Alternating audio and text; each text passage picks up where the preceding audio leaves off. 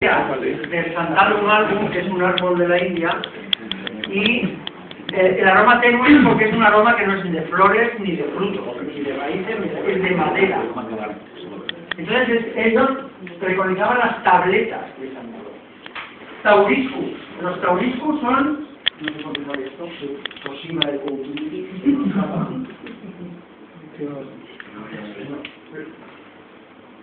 A ver. Bueno, no sé por qué no sé por qué. Si lo veis ahí, Tauriscus disjuntilia. ¿Qué quiere decir eso? Son trocitos de ajenjo, que es la hierba doncel, que en valenciano es decir doncel, y que el ajenjo es un antiemístico, tal. Ellos lo usarían para lo que fuera, pero tienen la utilización de una sustancia aromática. Kiril, ¿qué es el kiril? Es un colirio. Colirio de mirra. La mirra es una especie también de Somalia, la parte sur del Mar Rojo. O sea que estos árabes nos ponen el reloj en hora de lo que había en el mundo en aquella época, pero a tope. Y había una comunicación estrechísima entre todas esas zonas de influencia que abarcan desde aquí a la India, ¿no? Otro kiril es el de anís, o sea, un colirio de anís, que el anís es un antiinfeccioso, sirve para quitar, pues, por ejemplo, las conjuntivitis en aquella época. ¿Tiene que ver con el cool? No, el cool es un mineral. Ya, pero es como el mineral, pero no. Que te pinta como lo utilizaban como colirio también. Sí, pero también es una planta que todo en la cultura árabe son escrupulosamente, obsesivamente, como si dijéramos, escatológicos. No sé si la palabra lo entendéis, lo del escatologismo. Es el huir de la suciedad, pero un poco casi compulsivamente, ¿no? Las abluciones rituales del Corán están muy en su espíritu. La gente que tiene falta de agua tiene una afinidad enorme con el lavarse y tal. Parece una contra extendido, ¿no? Pero en la cultura islámica el asunto de la higiene lo llevan a la nada. Eso que dicen de Trojmor son barros, mentira. No, es otro tópico. No es nada guay. Puede que no tengan los criterios que tenemos nosotros, pero ellos se lavaban. Y mientras ellos estuvieron en Valencia, hasta el siglo XVI, prácticamente el XVII, no hubo ninguna peste, ni ningún cólera, ni ningún nada. Fue tirarlos a todos. Y durante la Edad Media, y luego la peste bubónica, que es el cólera, que es la fiebre amarilla, que es de todo. ¿Por qué? Porque ellos tenían los spas de la época que eran el jamán, y se bañan ritualmente porque lo prescribe su religión. Y tienen una serie de prácticas higiénicas que nos podríamos quitar el sombrero. Bueno, sigo. Estamos en el Aikua. Aikua es el agua de rosas, agua de finul. El finul es el hinojo. Como veis, se entiende bastante bien. Hay de azafrán, disuk, que es el hisopo, disviquil. El disviquil es el nombre romance del despliego. De camarilla es el nombre de la manzanilla. Cincinsi es la Bauxeria cartieri, que es el incienso, que es una planta parecida a la de la mirra. De gingibil es el enebro. Cardemoni, os paso una de cardamomo para que lo apreciéis. El cardamomo es una planta condimentaria. Es la condimentación de cardamomo, ¿no? Pero os vengo a decir, y os lo paso para que lo hablamos de momento, porque si os fijáis, muchas de estas aromas son mixtos de la industria agroalimentaria, como si dijéramos, y de la parte aromática. Por ejemplo, el azafrán, por ejemplo, esta. No sé si os vais dando el ili, los ilis son los óleos, son los aceites. Es decir, en pleno siglo IX, siglo X y siglo XI, las formas medicamentosas de los moriscos son aromaterapia pura. Cosa que le llamó muchísimo la atención al descubridor de la aromaterapia, que es el que le dio ese nombre. Un señor francés que se llama Maurice René Maurice Latefos, que en el año 1910 por ahí empezó con la potencialidad curativa de los aromas, que en realidad se basan en los principios activos de estas plantas, ¿no? sea que la aromaterapia es una fitoterapia. Paso. Para que quiera profundizar en este interesantísimo tema de los moriscos, ese es el cardamomo, que es una planta, como si dijéramos, condimentaria. Se usa mucho, por ejemplo, el curry se hace con la planta. Huele a curry, ¿no? Sí. Bueno, rápidamente os leo. Aquello de la derecha es una alquítara, que es el aparato que se usaba en los árabes para destilar, es distinto del alambique porque, si os fijáis, no lleva serpentín y refrigerador. Condensa sobre ese cazuelo que lleva ahí arriba y es de una efectividad total. Los moriscos de la medicina de Luis García Ballester, y en paz descanse, este investigador ha escrito un libro maravilloso. Y os dejo decir una cosa esta porque es muy interesante, porque incide en la controversia actual que hay entre los terapeutas y los médicos. Los médicos universitarios y los senadores moriscos tenían perfectamente claro la idea de que el médico solo adquiere plenamente su condición de tal cuando se ocurre señalar al enfermo que trata, esto es, cuando actúa como terapeuta. Los recursos terapéuticos son básicamente dos en la época. La palabra, conversación, conjuros, invocaciones y mandatos, fijaros qué interesante, y los remedios de origen vegetal, y en menor pero significativa medida los minerales. La palabra como terapia, no lo perdáis. Estos últimos tenían dos fuentes muy diferentes y que en casos concretos se entremezclaban. Una, de evidente origen académico, y otra que hunde sus raíces en el empirismo de la polmedicina. Es decir, en los remedios vegetales, ellos no tienen una distinción clara, los moriscos, entre lo que es de excelencia académica y está completamente consensuado en el ámbito científico, lo mezclan arbitrariamente con lo que tiene lo que es la medicina, ¿no? O sea, la tradición secular, que es una cosa un poco como lo de la medicina china. La medicina china hay cosas que te tiran para atrás que dices, hostia, esto es una pasada de gente, pero hay otras cosas que dices, coño, los huesos del tigre o el cuerno del rinoceronte, no sé si me entendéis, eso es muy orientado. El tener elementos valiosos con elementos que dices, claramente esto es una superstición súper seria gilipollas. Pues esto. Claro. Este hombre es el que intenta unificar esto. Para que os hagáis una idea, Arnau de Vilanova en 1268, y parece ser que nació en Valencia. Si recordáis un poco la historia, es el año de la conquista de la ciudad por el rey Jaime. O sea que nació el mismo año que la conquistaron la ciudad. Este nació en Valencia, cosa que está controvertida. Pero, fuera o no, lo interesante de saber de Arnau de Vilanova es que siempre mantuvo un vínculo intenso con Valencia. Fue médico, profesor de la Universidad de Montpellier, perseguido, admitido, tal. Que en el siglo XIII divulgó los secretos de la destilación del libro en su Liber Aquae Vitae. Este hombre es el que pone, como si dijéramos, el reloj en hora de la destilación en la sociedad de su época, sacándolo de la bruma de la medicina y poniéndola por derecho en el ámbito más, o en el escalafón más alto de la ciencia, ¿no? Para que os hagáis una idea de su influencia, que dice que se prolongará casi 300 años, el libro de medicina Malcer, que trata de las virtudes, ese es el título. Malcer, que son, los Malcer son tratados árabes un poco ampliados y en cristiano. De medicina, tratado de medicina. Trata de los mantenimientos de sí mismo de todas las virtudes del Rodero, hechas por Arnau de Vilanova. Hay ediciones, la última esta que os pongo aquí es de 1519, siendo que este hombre era de 1238. Fijaros la influencia que tuvo no solo en Europa sino en España esta forma de pensamiento, ¿no? Que llega casi hasta el siglo XVII. O sea que no es solo medieval, ¿no? Y este hombre también aflora muchas cosas de los griegos, como por ejemplo el asunto del hermetismo. Lo del hermetismo no es por lo oculto, sino porque hay determinados procesos en los que es necesario que sea hermético. O el baño de María, que alude a María la judía. O los kerotakis, que es una forma de destilar distinta que se usa para destilar, por ejemplo, el líquido. Por ejemplo, el vino. Los tribicos y los kerotakis son destiladores griegos antiguos de la cultura helenística anterior a Roma, que este hombre pone un poco en Occidente. Y ese es el valor que tiene la Arnau de Vilanova, uno de los muchos, es toda esta tradición arábigo helenística, sacarla a la luz y darla al conocimiento, ¿no?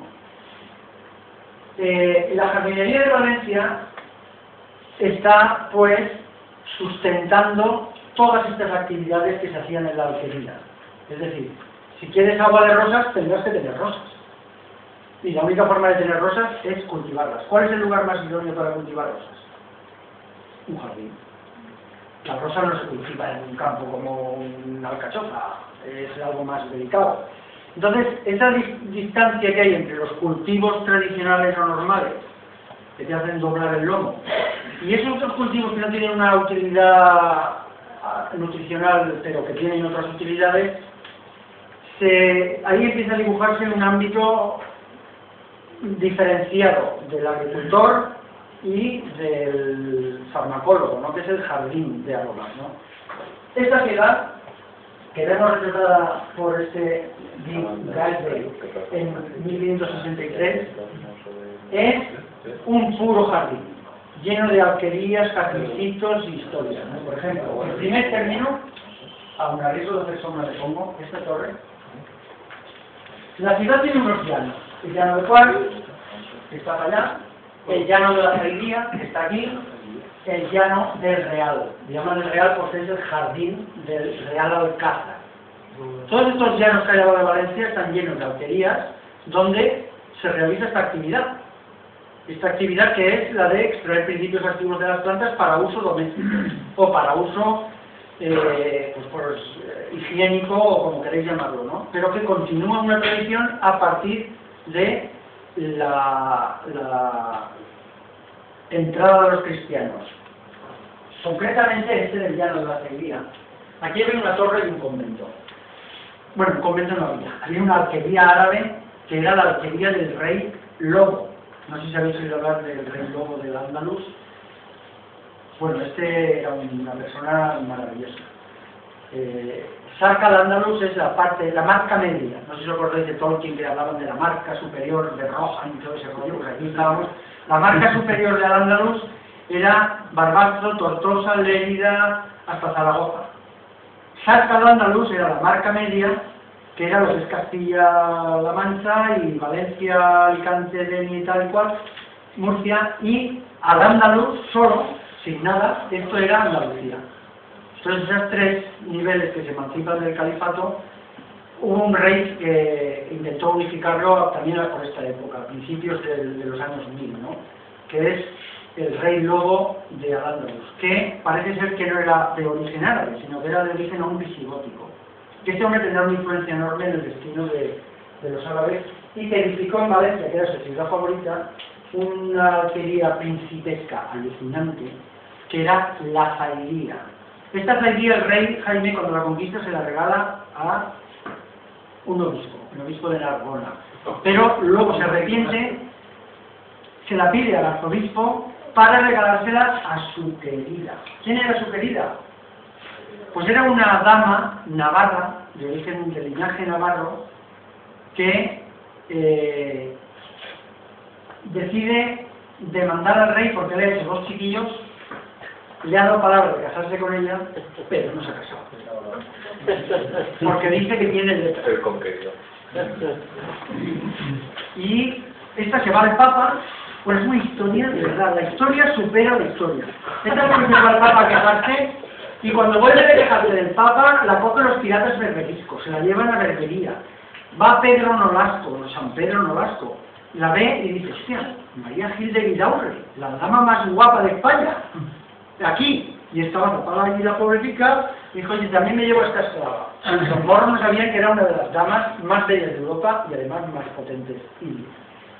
Y se la pudo sacar a los moros sin nada. Esta Teresa Gil de Vidaurre, es como se llama, eligió, después de todas estas aventuras, profesar en el Cister, que es la misma orden de la alemana esta de Bingen, la Cister, y se hace del monasterio ese y se elige ella el ser portera. No se hizo priora, no, ella quiso el puesto de portera. Y entonces, en esta época, este convento se convierte en un centro de transferencia entre la configuración árabe que tenía y la nueva dinámica cristiana, ¿no? Ten en cuenta que desde la conquista, 1230 y pico, hasta 1609 o por ahí, pues, digamos definitivamente, los árabes medio coexisten con nosotros, ¿no? Entonces, en ese largo periodo es en el que se produce una serie de transferencias de conocimientos que poco a poco vamos a ir desarrollando. Aquí tenéis otra parte del llano de la Ceilía, y aquí tenéis una extraña edificación que parece potente al otro lado del río. Esto es el Palacio Real de Valencia, que lo construyeron en el año 1810, más o menos, ante la inminencia de un nuevo ataque. Una preguntita, los conventos que estabas comentando antes de Llano Ceilía, ¿eso en qué época se tiraba? Bueno, el Llano Ceilía ha tenido muchísimas vicisitudes y lo podéis seguir fácilmente. Porque es que recuerdo, no sé si será lo mismo tal, y yo recuerdo haber visto allí un convento en el Llano de Ceilía, o sea, la carretera Barcelona. Sí, lo que es la Avenida de la Constitución, la Torreta. ¿Esas son las dos? Sí, que ahora mismo en la entrada de la edificación ya hay un arquito aquí. Pues ahí estaba el convento. Pero el convento en realidad está encima de una torre mora y de una alquería real de un príncipe musulmán. Fíjate si cómo sería la alquería que en las negociaciones para la entrega de la ciudad de Valencia, el rey moro le propone a Jaime que deje la ciudad, que él le regala esa alquería. Y el rey Jaime va a verla. Y dice, hostia, vaya sitio, macho. O sea, que casi le quería cambiar la alquería por la ciudad. O sea, que aquello era un palacio, el palacio del rey Lobo era mucho tela. Y en aquella época el rey Jaime ya estaba en decadencia, pero bueno. La ubicación exacta es esta. Y lo que ha quedado de eso es el arco este que hay a la entrada de la calle Estación. Que lo podéis ver en la calle Guadalaviar, pues ese es el sitio. Lo que pasa es que ese convento sufrió en el siglo XVII, creo, o en el siglo XVI, una inundación potentísima del río que lo destruyó. La Teresa Gil de Vidaurre apareció nadando en el agua, dentro del convento.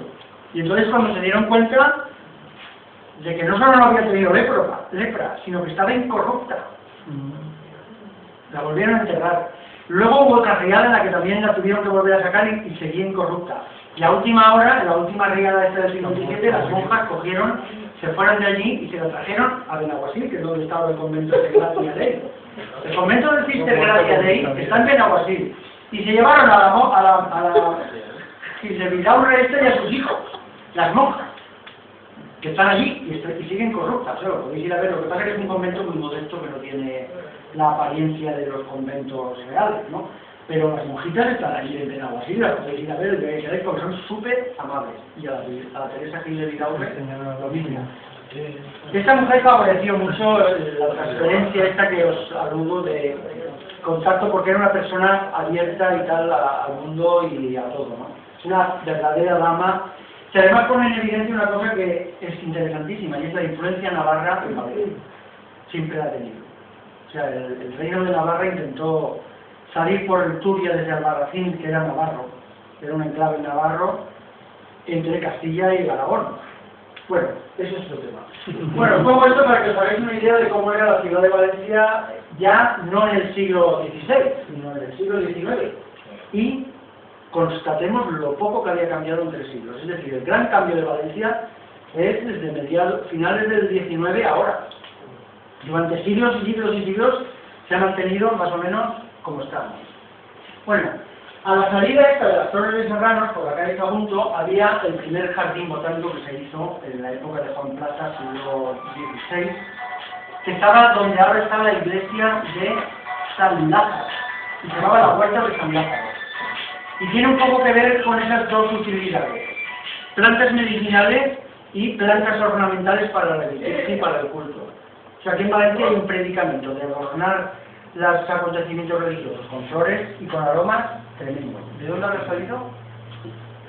El asunto del esplendor de Valencia, que todo el mundo conoce y que todo el mundo sabe a nivel mundial y europeo, viene de esta época. Esta mujer es la última esposa, Germana de Foix, es la última esposa de Fernando el Católico. Cuando ya ha muerto Don Manuel, aunque se vuelve a casar con esto que dicen que también era una de las mujeres más bellas de su tiempo, aunque a última hora parece que se desanchó. Esta, fijaros que nació en Francia en 1468 y murió en Lima en 1536, o sea, esta época tiene el valle, el corredor este del Turia que tanto nos gusta y que tanto tal, de aquí Paterna, Benaguasil, Liria, Benissanó. Ese era el espacio donde se movían estas personas favoritos, ¿no? Entre Liria y Valencia, entre Benissanó y Valencia. Para que os hagáis una idea, sabéis que Carlos V, primero de España, quinto de Alemania, o al revés, Carlos I de España y quinto de Alemania, se llegó a liar con esta, que era su tía abuela. O sea, era la esposa de su nieto, de su abuelo, que era Fernando el Católico. Se llegó a liar con ella, pero no se podía despegar ni con la boca. Tanto es así que le dictó incluso el monasterio de San Miguel de los Reyes de la tumba que le hizo el rey, el emperador, a ella. Del afecto que le cogió, o sea, se le cogió con muchas ganas. Y esta mujer es la que nos pone el reloj en hora de la esplendor de la corte europea, principalmente de los esplendores de las cortes francesas e italianas, tanto a nivel perfumería, como a nivel costumbres, como a nivel bailes y tal. Y, curiosamente, como suele suceder, esos esplendores coinciden con la época más crítica de las hermanas y de la gente pobre de allí que iban ya a la desesperada y con otro núcleo de disidencia que había, que eran los moriscos. O sea, en plena efervescencia de todo este magma, aparece esta mujer y supo navegar entre los aguas. O sea, hasta los achermanas la miraban. Es una cosa tremenda. Este se casó por consejo de Carlos V con un Fernando de Aragón, que no era nada de Aragón, que es el duque de Calabria, también es una calle de Valencia. Las calles de Valencia, normalmente detrás suele haber un personaje histórico. Pero es muy difícil enfocarlo, ¿no? Por eso el duque de Calabria sabéis todo dónde está, pero si empezamos a rascar un poco quién era ese duque de Calabria, bueno, pues este era el esposo de esta, y estos son los que ponen un poco la zona, la posición Valencia en la preeminencia europea a todos los niveles, que es de la época esa en la que se nos llena de gozo decir que éramos más importantes que Cataluña, que Barcelona, ¿no? Valencia, consulado del mar, Valencia no sé qué, era todo. Valencia era todo. Y en parte era todo porque tenía unos sitios magníficos. Uno de los sitios magníficos era este, el Real Sitio. Desde el tiempo de los árabes había un alcázar, el Alcázar Real de Valencia, que se llamaba Balancilla. Los nombres de Valencia son Balancilla y Maquinat Altura. Esos nombres se manejan indistintamente. Era un emirato, el emirato de Balancilla. Bueno, pues esto sobre la torre mora antigua, que aún parece insinuar los arcos esos medio, fijaros, a mediados del siglo XVII, 1600 y pico, todavía, ahí. Esto es lo que demolieron en el siglo XIX para que los franceses no pudieran atrincherarse a ese golpe. Pero también, esta es una lectura, pero la otra lectura es porque fue un negocio de sacar vigas de madera, de sacar artesonados, vajilla, azulejos, lo que es un derribo de un palacio de estos puede enriquecer a una generación, ¿eh? Y en esa época pues también se derribó el castillo de Alpuente, en el año 1700 y pico, porque el Felipe de los huevos, porque no hay mucha manera de llamarlo, les quitó los fueros a los valencianos, y los alfontinos, que eran los que más se beneficiaban, o de los que más se beneficiaban, que eran Villarreal de esos fueros, dijeron: hombre, pues vamos a aminorar el impacto de habernos quitado los fueros y te vamos a hundir el castillo. El castillo del puente se lo cargaron también, ¿no? En ese plan, vamos a repartirnos la ganancia. ¿Y la muralla de Valencia de 1800? Puede ser, La muralla de Valencia ha sufrido muchas vicisitudes porque es una muralla en principio romana, luego mora, luego tal, ha ido ampliándose. Pero no hay retablos que se pueden ver de la muralla romana, ¿no? Pero no, la muralla y el cerco de Valencia es más del ensanche que se hizo a partir de 1868-70, ¿no? En esa época. El asunto de esto es que a la vez de ser un real alcázar, también tenía sus bodegas, sus cocinas, sus huertas y sus jardines. Y en esos jardines se hacían una serie de actividades. Pronto veremos actividades. Pues todos los reales sitios y los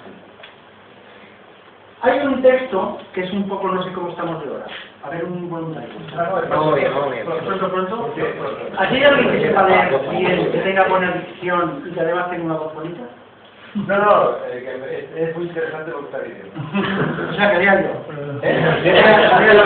Vicente tiene una voz bonita. Si quiere que lea, Vicente que tiene una voz Vaya, cuando vengo a decir todo esto del jardín del real, que es lo que hoy día todo el mundo conoce como los viveros es como si dijéramos el jardín sin el palacio.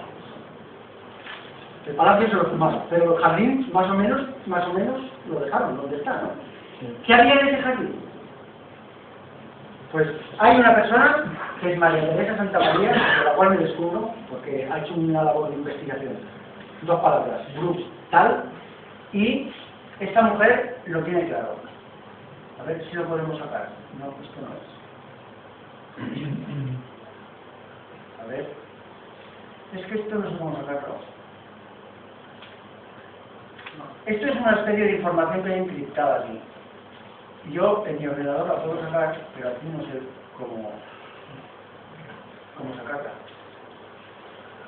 No. Esta no es. Perdonad, ¿eh? A ver. No quiere salir. Bueno, pues si no lo leemos os lo cuento. Ahora, es bien interesante y si he visto que hay por ahí una persona que tiene una nota para apuntar. Mirad esto de Jardines Valencianos de la Memoria de María Teresa Santa María, porque es que en la época esta, siglo XVI, siglo XVII, empieza a desarrollarse en Valencia una especie de especialidad de aquí que se exporta al resto del mundo, que son las formas de disponer las plantas aromáticas en superficies de cañas para que se puedan disfrutar. Y entonces aquí cuenta pues, que adquirieron estos gigaors, que es como se llamaban a estos valencianos, había variedad. No había un oficio de jardinero, pero dentro de las gradaciones agrícolas, carsequies, herbolaris, cematers, había de varios. Uno de ellos era el gigaors. El gigaor lo que hacían era hacer enramadas de mirto, de cítricos y de rosas, entre otras, que incluso hay alguna de ellas que lo pone aquí, que representaban una iglesia con sus púlpitos, sus confesionarios, sus altares. Se hacían representaciones de cosas reales, por ejemplo un barco, pero con un entramado de cañas y llena de plantas, que eran muy bellas. Eso luego se exportó a Italia y dio origen a lo que todos conocéis como la topiaria. La topiaria es un arte floral en el que se imitan objetos o animales con plantas mediante la poda. Las producciones que se hacían aquí en Valencia se ve que eran la bomba. En parte por los vegetales que se usaban, que en aquella época eran escasos y poco vistos, como por ejemplo la sidra o las variedades aromáticas de cítricos, y en parte porque tenían una especie de perfección y de duración tremenda. Hablando de cítricos, os paso una esencia de un cítrico. Esto se llama petigrén. El petigrén es la hoja del naranjo amargo. Ya sabéis un inciso que del naranjo se sacan 3 esencias básicas, ¿no? Corteza, se saca bigarade de naranja, que es lo que se usa para hacer la fanta. Petigrén se saca flor y el fruto cuando es pequeño, por eso se llama petigrén, porque es un grano pequeño, petigrén. Y de la flor concretamente se hace el azar, que es lo que todos conocéis como agua de azar o flor de azar. Aquí tengo un poco de agua de azar, si queréis pasaros, retiraros un poco en contraste con eso. Aquí es la publicidad, hay que poner cada imbécil. Y además podéis compararla con lo que hay ahora rebajada ya del azar, ¿no? Porque ahora el azar está rebajada, pero aún está. Entonces, que queda actualizarse un poco. Esto es un refrescante que estamos haciendo ahora, que no es ni más ni menos que agua de azar, pero prácticamente pura. Bueno, me está dejando lo de la Teresa Santa María esta, que no podamos ver lo que acabo de hablar. A ver un momento. Oye, ponme un momento cómo se puede poner esto para que salga.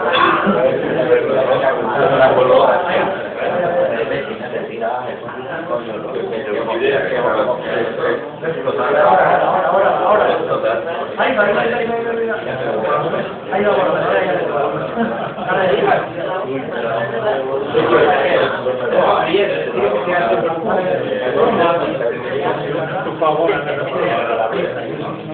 Bueno, no hemos logrado sacar el documento. Parece que nos ha inspirado el...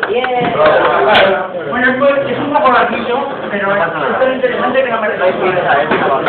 Y solo para aliviaros un poco de la burla, deciros que es el núcleo central de la comunicación. La cartografía histórica de la ciudad nos muestra aquellos primeros jardines y huertos urbanos protegidos de las vistas mediante tapias, con un carácter más o menos utilitario o suntuoso, pero entendido siempre como una estancia más de la casa. Esto es muy árabe. El huerto es una parte más de la casa, como la alcoba o la cocina, y por tanto como un espacio reservado. La cultura del Islam marcó el carácter de la agricultura y jardinería, dejándonos una herencia que perduró largamente. Algunos jardines notables del siglo XV procedían de las casas árabes más acomodadas, destinadas a conventos de la ciudad medieval, que se configuró a partir de la conquista. Y sus jardines fueron transformados en huertos medicinales o de subsistencia para las órdenes religiosas, que había en el fondo. Observemos que en la mayoría de los casos estos usos no eran excluyentes, sino complementarios, pues tanto en el siglo XV como en el XVI no encontramos aquí la palabra jardinero para nombrar un oficio reconocido. Solamente se contemplaba el cuidado del jardín si iba unido a una destreza especial de un labrador para tratar plantas y adorno por medio de técnicas como labradores de la huerta conocidas. Aquí podemos comprobarlo en las aucas de los oficios, donde el ram de la agricultura incluye los oficios de llauraors sobre, herbasers, garbellaors, cavasequies y teñeters. Pero no aparece ninguna palabra que haga referencia al jardinero. Ya sé que os iba a hacer gracia. Lo de cavasequies es que... Pero si os dais cuenta es un poco como lo de la India, ¿no? Las castas. Entonces, el ramo más bajo del cavasequies. Tiene que ser herbaser. Y que además ha seguido como un poco insulto, ¿no? Cierto cavasequies. No sé, José Mota fuera valenciano, cuando se despide de uno de esos a los que ataca, porque no es grande, diría, ¡cavasequies! Seguro. Pero no aparece ninguna palabra que haga referencia al jardinero. Sin embargo, a través de diferentes documentos conocemos que en el siglo XV fue una época brillante para la jardinería valenciana. Pues tanto las plantas como los jardineros eran solicitados desde diferentes lugares y nombrados como lligadors d'horts, es decir, labradores expertos en dirigir, injertar, entrelazar y ligar, naranjos y mirtos especialmente. De los árabes habíamos heredado de otras plantas el naranjo dulce, y entre otras técnicas el injerto. Pero también nos habían hecho llegar un gusto por combinar aromas, formas y colores que convertían en verdaderos jardines los lugares que los lligadors trataban y por los que sus conocimientos eran requeridos en muchos lugares. Para conocer cómo eran aquellos jardines y por qué eran tan importantes la colaboración de los lligadors, hemos de fijarnos en las notas y documentos escritos, incluso en las descripciones literarias y pinturas de la época. Algunos documentos de principios del siglo XV hablan ya de los huertos y jardines del Palacio Real, que habían sido en su tiempo residencia del último rey moro. Así, en 1406, el rey Martín el Humano escribió a Bartolomé Guerao, pidiéndole que le enviara para el jardín de su Palacio Mayor de Barcelona algunos jazmines escogidos entre los más bellos que hubiesen en el Real de Valencia, enviándolos enteros y con buen cepellón para que viviesen. Por otro lado, conocemos la contribución de plantas y jardineros valencianos en los jardines de Nápoles, a través de Alfonso el Magnánimo, quien en 1450 llamó a llamar a Guillermo Pegó y Pedro Franz para que plantasen y arreglasen y dispusiesen los huertos y jardines que el rey quería hacer en Nápoles, dirigiéndose a ellos como llauraors de l'Horta de Valencia, mestres de plantar e lligar taronxers, emurteres e fer jardins. Queda ahí bien claro que los jardineros eran labradores de la Huerta de Valencia, maestros en plantar y ligar naranjos y mirtos y en hacer jardines. Más adelante, también el rey Fernando el Católico, que estaba a última hora casado con Germana de Foix, que tiene una avenida, reina doña Germana, solicitó plantas y lligadors para sus jardines en el Alcázar de Sevilla, pues queda constancia de documentos de pagos efectuados en diciembre de 1484 y años sucesivos por los pagos periódicos efectuados a Miguel Bosch, Les decimos que se trataba de la persona que tenía a su cargo los jardines del Alcázar de Sevilla, y su contribución era tan apreciada por Fernando el Católico, que a la muerte de Bosch se dirigió de nuevo a Valencia en busca de sucesor, y lo encontró en la persona de Francisco Aragón. En cuanto a las plantas, hay notas de envíos de plantas de Sevilla a Sevilla desde Valencia en carabelas, mirtos, jardines, naranjos dulces y arañer, entre otras. Arañer, ¿sabéis lo que son, no?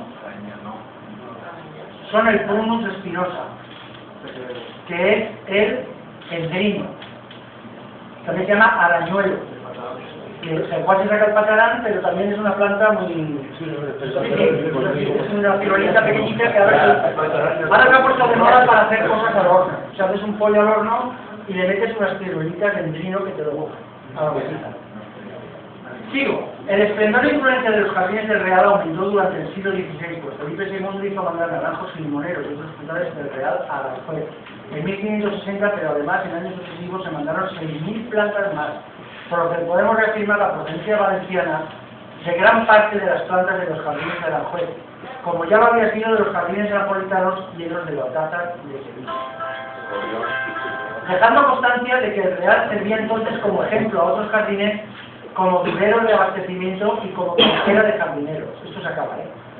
Las descripciones de viajeros ofrecen más datos sobre cómo eran estos jardines del Real. Jerónimo Moncher, en 1494, da algunos detalles de lo que llama el jardín de la ciudad refiriéndose al Real. Y dice de él que está muy bien plantado de limoneros, naranjos, cidros y palmeras, con una cerca cubierta completamente con ramas y hojas de naranjos y adornado de mesas, alfares, púlpitos, naves, sillas y otros objetos hermosamente coleccionados de mirto, planta que era fácilmente guiada hacia todas partes para la formación de diversas figuras, jardines en general bien arreglados que el visitante cree estar en el paraíso. Os paso una esencia de mirto para que lo hagáis. Esta es una de las favoritas de los árabes, la esencia de mirto. También el agua de mirto. Y el enclave característico de mirto, ya lo sabéis, Santa María de la Muta, al lado de Alcira. Es un sitio extraordinario.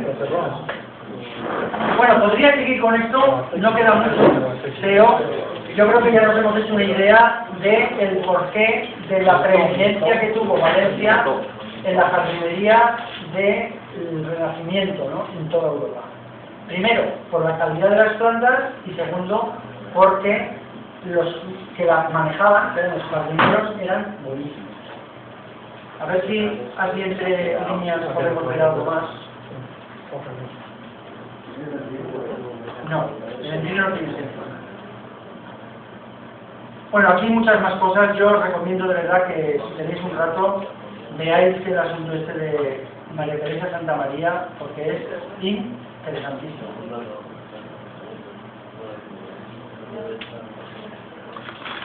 Claro que el texto sigue, pero bueno, yo creo que es un poco demasiado largo para tomar el texto. B. ¿Esto cómo se pone como era? La librería es ves con versión no es.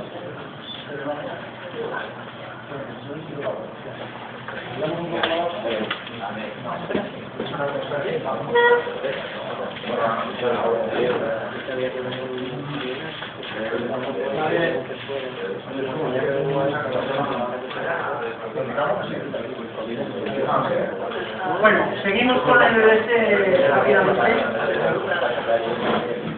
Bueno, el aparato que se utiliza para destilar estas esencias son varios, ¿no? Yo utilizo tanto alambiques de acero inox como este que me he enamorado. Esta es la alquita grande, tengo otra más pequeña. Es la que pensaba de, si alguna vez hacemos algo de eso, tenga 20 litros y la otra pequeña es de 60. Y como veis, tiene, como se ve la flecha, lo hago desde aquí. A ver, que quieran que se ponga de normal. De presentación. Entonces, si os fijáis, tiene una fuente de alimentación de butano. Bueno, yo uso propano, que tiene un poco más de castaña. Un vaso que tiene una primera tapa, luego hay una segunda tapa, luego tiene el cuello del cisne y luego tiene esta especie de recipiente donde se verifica la refrigeración. Es decir, el vapor que se genera aquí abajo, el que moviliza las plantas, sube por este tubo y en esta parte de aquí, que hay una bóveda, entra en contacto con el agua fría. Fijaros que por aquí está siempre saliendo agua fría. Y tiene un caño por el que ese vapor que se condensa aquí sale como hidrolato, en el cual se separa rápidamente una fase de aceite esencial. El resto del hidrolato lo vamos tirando en una garrafa y el aceite esencial lo guardamos en el embudo de captación. Básicamente, para que os hagáis una idea, el proceso de la destilación es así. Este aparato lo traen en el siglo IX a Sicilia, los árabes, y desde entonces se queda en Sicilia. Hay aquí unas notas sobre la importancia de otra vertiente de la destilación, que es la licorería. Porque ya sabéis todos que el orujo se saca de los ollejos prensados de la uva, pero el aguardiente se saca de la destilación del vino. Y los dos son, entre comillas, bebidas que en el siglo XVI y en el siglo XVII eran lo más famoso del mundo. Hasta el punto de que es lo que dicen en el oeste americano del whisky. Allí prácticamente no había whisky, había aguardiente español. Es España y México los que suministran el aguardiente para México, de toda la vida. Para que nos hagamos una idea de lo famosa que se hizo la destilación, la perfumería y tal, y vayamos poniéndonos el reloj en hora, en 1801, la publicación científico-técnica más famosa de la época era esta, el Semanario de Agricultura y Artes. Ya tiene varios artículos dedicados a las plantas aromáticas y a los aromas. Este concretamente es el método de fabricar en la India el atar o aceite esencial de rosas, hecho por el coronel Porlier. Esto es una comunicación del coronel Porlier de la Sociedad de Bengala, que por los intercambios que tenía el Jardín Botánico de Madrid con los jardines ingleses, pudimos acceder a ella y ponerla. Es muy interesante porque saca una especie de sucedáneo de la rosa. Es decir, dice...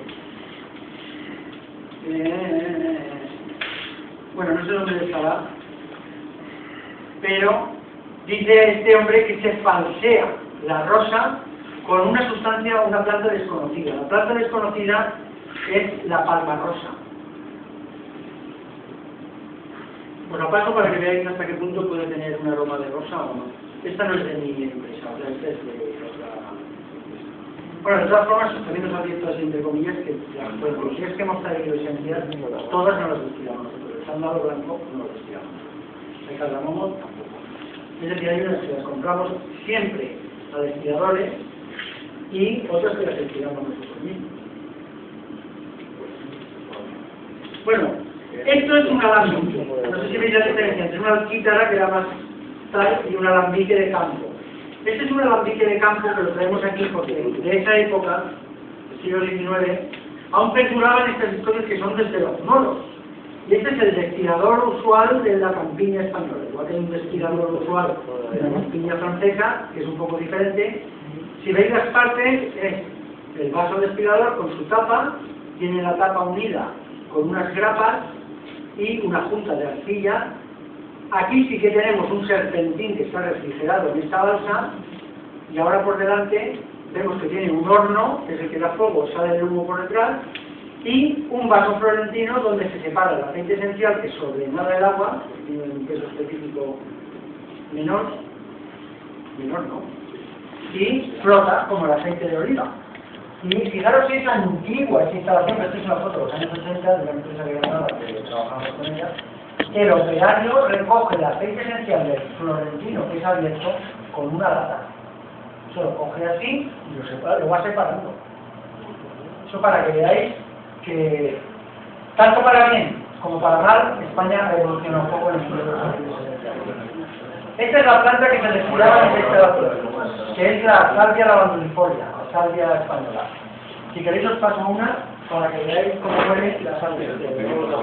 Esta planta es muy interesante. Ahí va.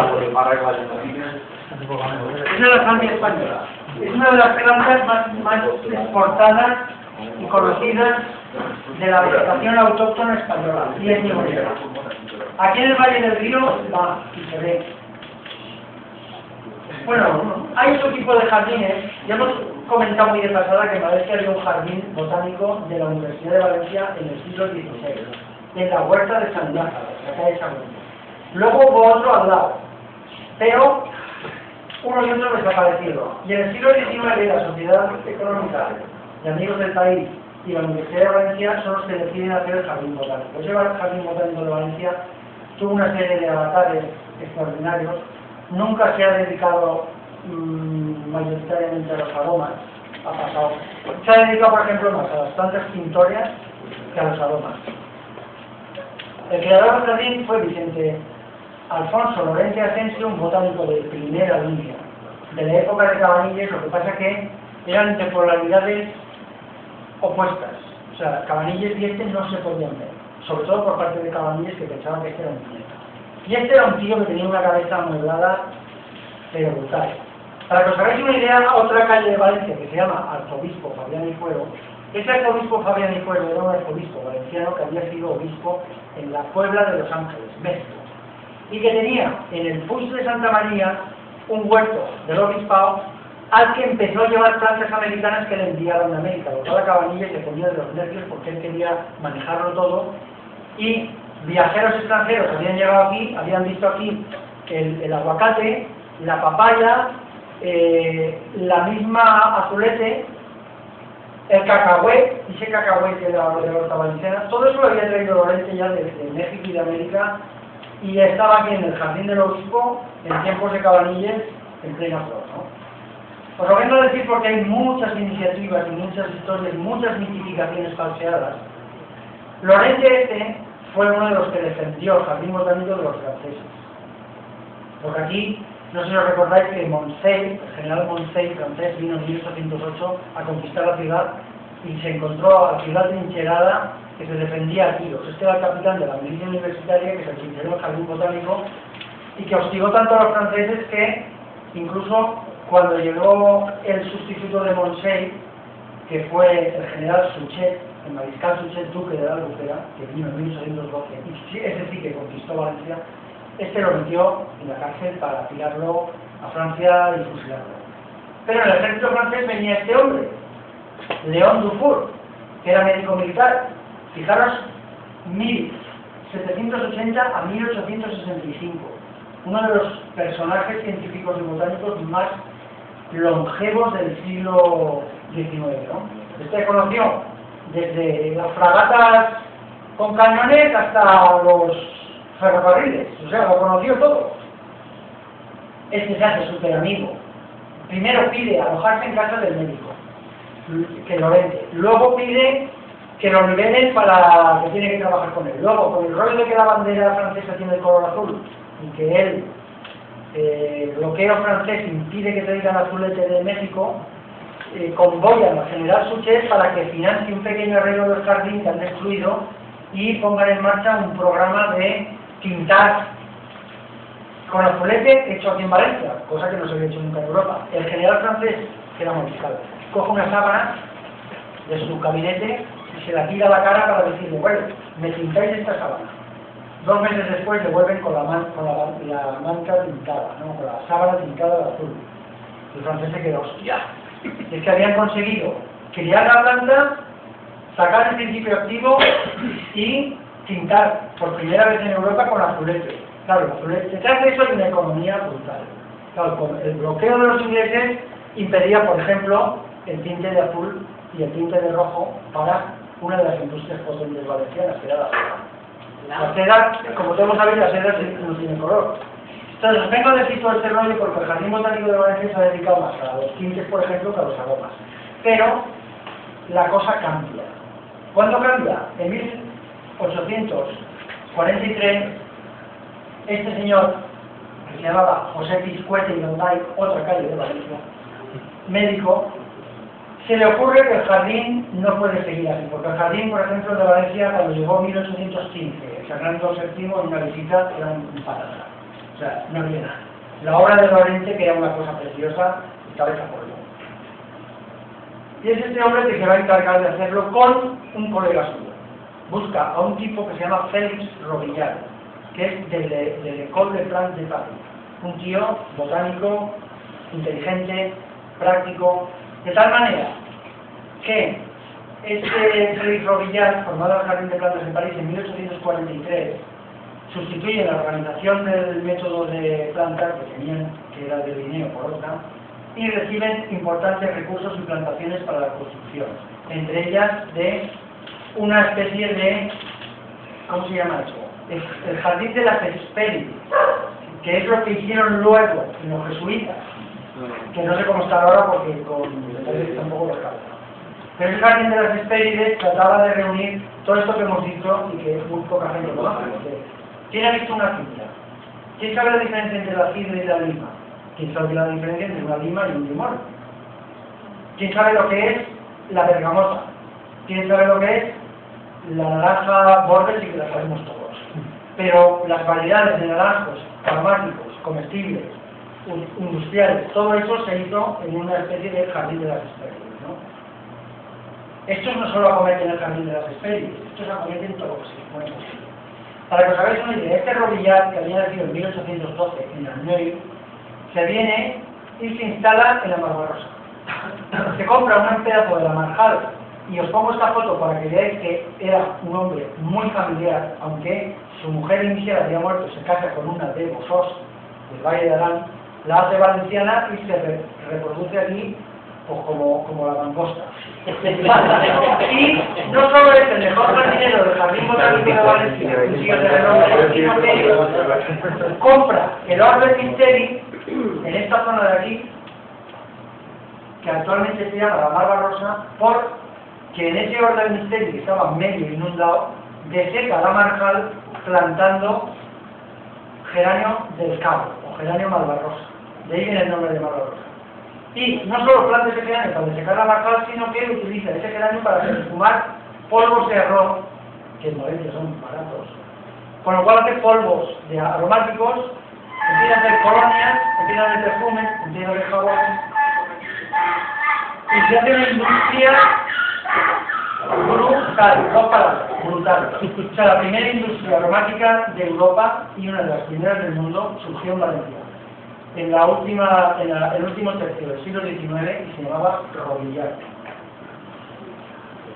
Aquí tenéis el polvo seductor. Este es uno de los primeros empaques de polvo seductor. No sé, empaques, caos. Se lo hacía con polvos de arroz. Valencia es que tiene muchas cosas de China.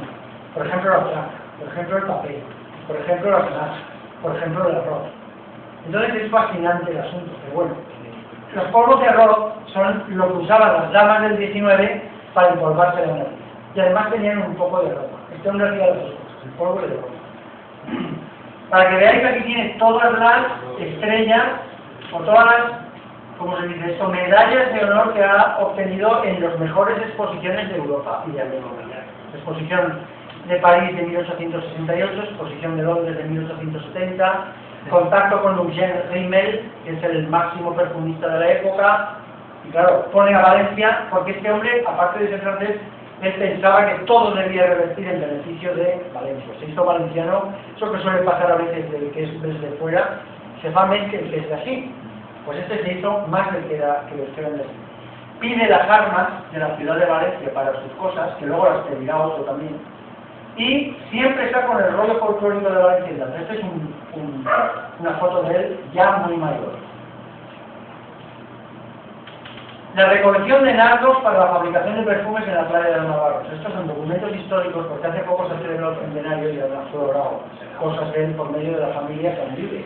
Pero fijaros qué industria. Esto es de la época de los vaqueros. No es lo que fijáis en el peinado de la señora esta, pero esto es de la época de Johnny B. Good y de los tiros de allá de... Recolección de Malvarrosa para la fabricación de perfumes. Pero es que es alucinante. Calderas de la fábrica de perfumes de Robillat.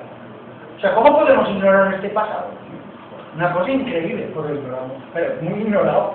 Como esto no lo conoce ni Dios, como podéis comprobar. O sea, como una industria potentísima, modelo para el mundo, aquí en Valencia. Fijaros las producciones. Puntos Antecinos, polvos de arroz, a las violetas de España. Compañía J. Robillat, y este ya es el hijo, se llama Julio Robillat. Fábrica de perfumería extra fina Robillat, Bouquet de Fleurs. Esto es jabón y esto es la colonia que se hizo súper famosa. Lo más de lo más en Estados Unidos y en Europa era la colonia de Robillar llamada Olimpia. No sé si os acordáis que hay un spa en Alboraya que se llama el Olimpia. Bueno, va por ahí. Os leo esto rápidamente. Desde mediados del siglo XIX los ilustradores empiezan a colaborar con los perfumistas en la elaboración de los frascos, sobres y polveras. El tejido industrial. Las plantas no son solo las plantas, las esencias no son solo las esencias, los aromas no son solo los aromas. Hay todo un marketing, todo un tejido industrial, botellías, etiquetas, litografías, comercio, importaciones, exportaciones. Es todo un tejido industrial el que este hombre pone en marcha. Fijaros en los años 27, a principios de los años 30, ya superada la Gran Depresión, la perfumería, hasta qué punto se refina, y el marketing, hasta qué punto se refina. Esta es una carta postal, que es una forma de promoción que hacían mucho para poder enviar por correo, con dibujo firmado por Valeria de una muchacha rodeada de 4 hombres que le ofrecen perfumes, jabones y cremas de velocidad. Todos vestidos a los estilos de los años 20. Tenéis el deportista,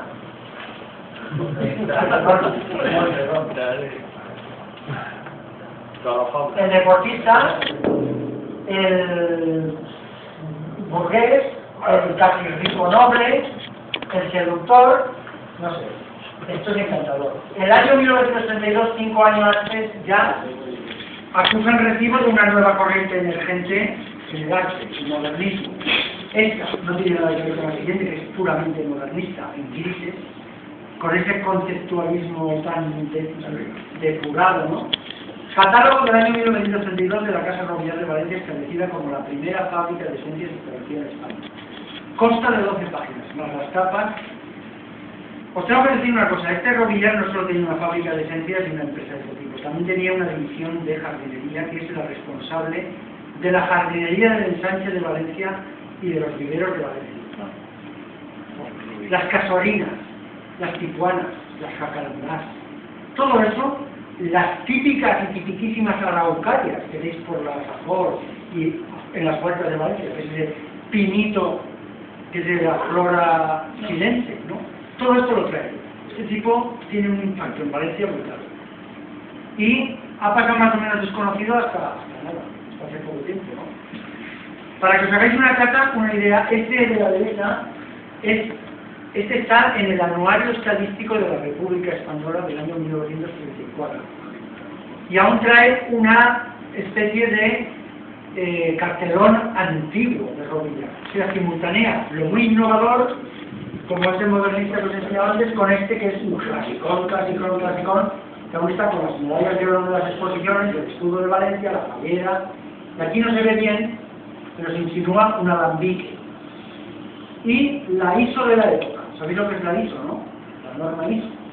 La ISO de la época era proveedores de la Real Casa. Cuando llegabas a ese punto, eso es como la ISO 9000 de ahora. Era el proveedor de la Real Casa. Aquí tenéis un catálogo de Robillar. Voy a ir rápido. Esto es de las sucesivas ferias que se han hecho en España, en Valencia, concretamente de la exposición de motores y máquinas elevadoras del 80, de 1880. Otra muy interesante es el pabellón de la empresa de vinos, de 1883, y la gran exposición valenciana, que es la de 1909. No os quiero enredar con esto, pero hay mucho de la industria este incipiente del perfume en esta despertar de la sector industrial de Valencia. No sé si os suena esto del arco con flores, pero esto es muy valenciano. De usar cañas y arcos y pérgolas y... Esto, para que os hagáis una idea, es la portada de la revista Blanco y Negro del 9 de octubre de 1932. Eso lo pidieron, ¿no? Sobre el Palacio del Marqués de Ripalda. Que algunos de los que tengan mucha edad de aquí lo recordarán. Yo también lo recuerdo de pequeño. Que está donde está ahora la feria, donde estaba la feria Mostrario, enfrente de los viveros y... La gárgola, ¿no? El edificio Goma. Donde estaba la gárgola, pues los jardines de Monforte son los jardines de este palacete de la Marquesa de Ripalda. Se lo derribaron en 1967 el señor Rincón de Arellano, que era así de desahogado, porque decía que amenazaba ruina y que eso era muy feo. Y es un emblema de Valencia total. Pero en fin, esto os lo pongo porque en torno a este palacio es en el que se hizo las ferias estas que os he nombrado, de las exposiciones universales, y que además tenía la decoración de viveros y la decoración de Monforte enfocadas porque era una especie de... Aún nos queda en campamento un edificio como ese. En campamentos, sí señor. Sí, señor. De ese Cada que lo veo que es se llama igual. estilo ecléctico. Es totalmente Un ecléctico. estilo ecléctico. Que es muy... Bueno, por último, para que veáis, la empresa Robillar del año Iba a estar a la zona de 1939, que los está aceites, a la desaparecida, casa nueva. muy empresario, pero aún En la avenida continúa. a la izquierda. Desde el año 1860